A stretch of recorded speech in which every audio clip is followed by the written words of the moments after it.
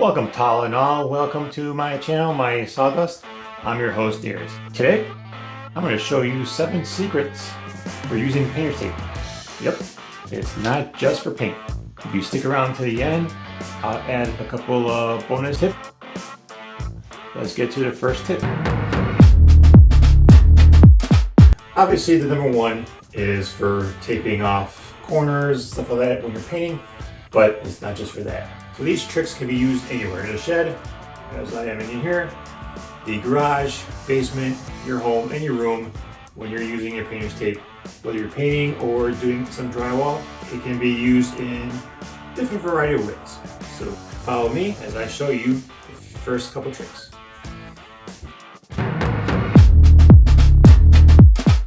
For my next tip is basically using the painter's tape as a dust collection. What? Now you're thinking, how is that possible? Well, unfortunately at the current time I don't have a actual project that I had to drill, but for the goodness and training purposes for you guys, I will sacrifice a wall for you guys. So pretty much you're taking some tape, double it up if you want to, and all you're really doing is kind of creating a little catch piece here. Pretty much like so. It's not perfect, there's a little bit too much tape, but I was using it for something else and I'm basically recycling it. So this is what I'm using. So basically you have your drill, and anytime you're drilling through drywall, typically you are having little dust particles fall down, then you gotta sweep clean over. Now, plain and simple is just having it set up like this.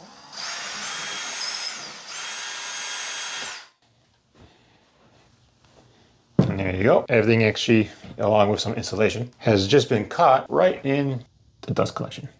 And there you have it. See, everything has been caught right in there and nothing on the floor except the mess I had previously. So then all you do is basically just take it all off, try and catch as much of the sticky parts, and all your dust is in here. Nothing to clean up. And I guess now I have a future segment for fixing holes in drywall. 2 for 1.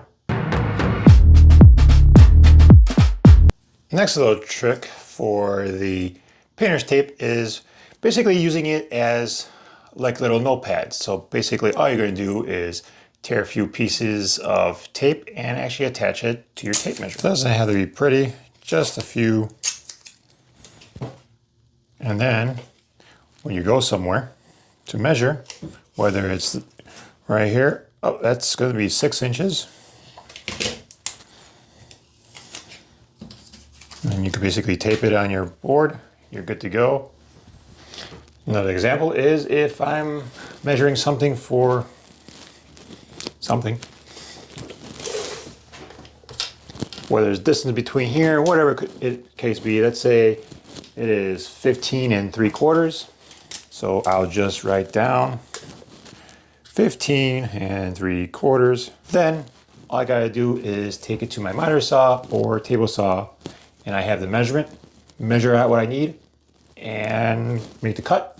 Then, basically same thing would be basically, once the board is cut, there you go. Got my piece that happens to be 15 3/4. Another trick for, another tip for tape, that's not just for paint, is basically if you're working with, say for example, this is a piece of Paduke and you've sanded it and everything else ready for prepping, and all you have to do is make a cut. Well, instead of actually drawing on it, potentially leaving a little mark on there and you having to basically do some more sanding, or it's just really fancy wood and you don't want to leave a mark on it, all you really got to do is use it as a temporary marker. Now what I mean is this. Pretty much just grab a little piece, a little too much, you could use less. Make the measurement, and let's say you need to be 21 inches. So we'll make our mark 21 inches. Make it a little darker so we can see it. There's that mark. Instead of having it on your piece of wood, it's on that marker. And then you just take it to your table saw or miter saw, get it ready, and make your cut. Actually a little upgrade. So let's say there's your, so we had our mark, and let's say that was at 14 inches. You now make the cut. There's your cut. All you gotta do is tape it on a piece of your cut wood, and you're ready to go. Then you just continue on with all your projects. Then you will have a few of these marked at 14 inches, 12 inches, whatever your measurements are. So there you go. Next tip is basically using the painter's tape to label anything that any project that you're going to be disassembling. Whether you have a table and you're going to refurbish it and you're taking all the pieces out, left leg, right leg, left top corner, whatever it is, it's basically simple. Like in my case, if I ever do upgrade the shop and I'm moving somewhere else, I'm going to take everything with me. And if I want to have everything lined up to basically how I had it, in my case, I have this French cleat wall and I have the French cleat that's with my sign, my logo. Now, both are French cleats, but they're actually two different sizes. This wall, in my previous video, came out perfect. Now, the one with my logo and everything else, not so perfect. Had a couple little hiccups on there, but it's not noticeable because I kind of tweaked the measurements a little bit to basically have it look even throughout, and it's not noticeable. This time around, if I do the same thing and I recycle and use the same boards for the same concept, then I will know which French cleats are with which wall or which grouping together. So for example, here I would basically label, and basically let's call these wall 1 top 1, wall 1 top 2, wall 1 T3, and so forth. And on the other wall I can do, let's say, side 1 top 1, side 1, all the way down. It's all how you label it and whatever your project is to kind of decipher it for yourself. Whether this could be the 1, this could be 2 for each section from top to bottom, left to right. Same thing with other walls you would have. So that's all up to you, but that's another example of using the painter's tape as a label, because once you're done, take it off, no sticky residue. Hence why it's also painter's tape to mark off lines on walls, and if you're doing fancy designs on your wall, when you tear it off, there's no sticky residue. Fun tip. That's why these are basically blue for painter's tape, because this is the predecessor of the masking tape, which was pretty much like a beige color. And here, this color kind of sticks out in any wall color you have, and you're going to use these to paint. You'll be able to see them pretty much clearly where they are and tear them off. And big thing, no sticky residue, especially if you're refinishing things and putting things back together. You don't want to have to resand something. Fun little tip. On to the next tip.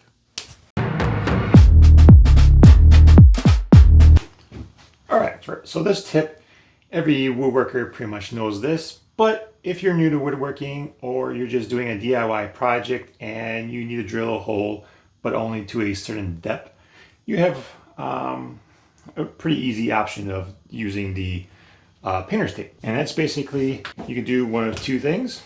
Obviously, if this is a Forstner bit, so if you have to drill a hole, let's say in this 2x4, for any apparent reason, now you basically measure how deep your hole has to be. So let's, for example, let's say it has to be 3/4, right?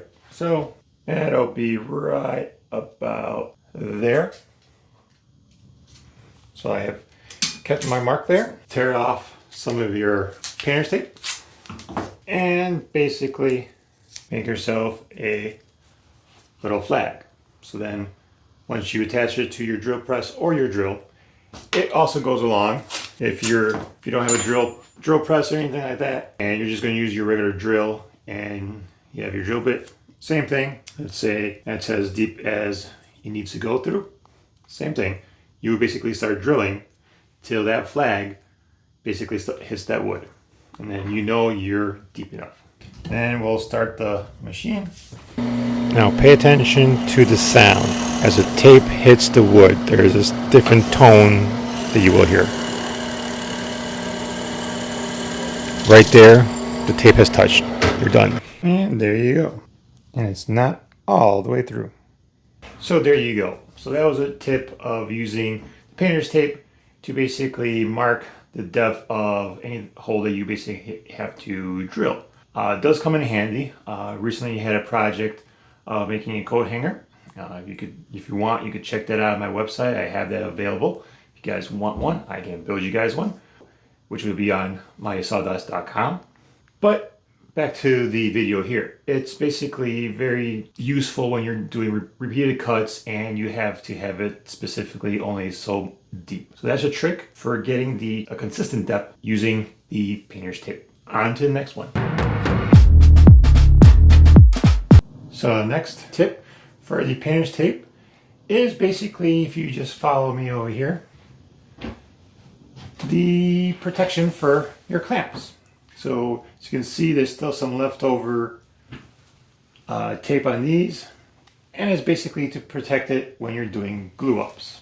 When you're doing your glue ups and everything else, the glue will drip down. So it's basically putting tape on your bar or your actual pipe clamps to protect them from the glue. Your project is actually glued up. It cleans up easily instead of you trying to scrape off any of that glue that's on these things, getting into it and just being hard to use. A little project I'm working on, all glued up and ready to take off the clamps. So if you check this out,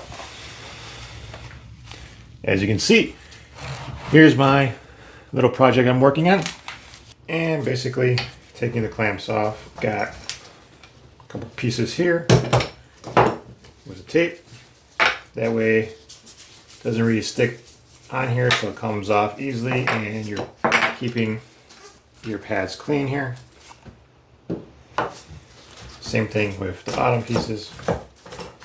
And then all you gotta do is take the existing tape off. And there you go. So that later on, cleanup is a lot easier, especially when you're doing big projects or multiple of things and you have a whole bunch of these clamped down and gluing up. Any little drip from the glue will just be on the tape, tear it off, you're good to go. Versus it getting stuck on this, no glue, it gets stuck in here, put it away, and we're good to go. So that was my tip of easy cleanup when you're doing your glue ups. Put some tape on a piece of wood or anything you're using along with your clamps, just like I have some left over from here where you big glue ups. That way, once the glue sets on your actual project and anything that has drip from leftover that you did not wipe before is just on this tape, easy cleanup, and you're good to go. On to the next one. Alright, so the next tip is using the painter's tape as a clamp. Let me show you what I mean by my recent project with Maker's Rock. And I use the painter's tape as a clamp to temporarily hold everything together. So let me show you what I'm talking about. So this is basically the glue and tape method. Take your pieces that you're going to be taping together, line them up, put tape on the bottom, and then add your glue. As that's setting, you basically get your last piece of tape, connect all of them. The tape is basically holding the corners tight long enough for you and the glue to get it set, and if you want you could add more clamps.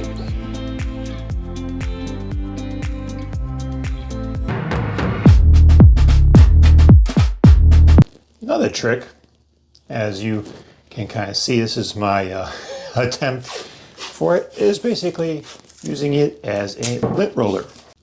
So you take your tape, pretty much just wrap it around. Pretty much like so. Especially if you just were cutting something and you had all this dust fly out. And lint roller.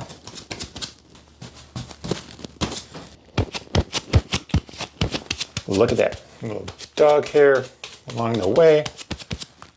Now it's all on the tape and not on the shirt.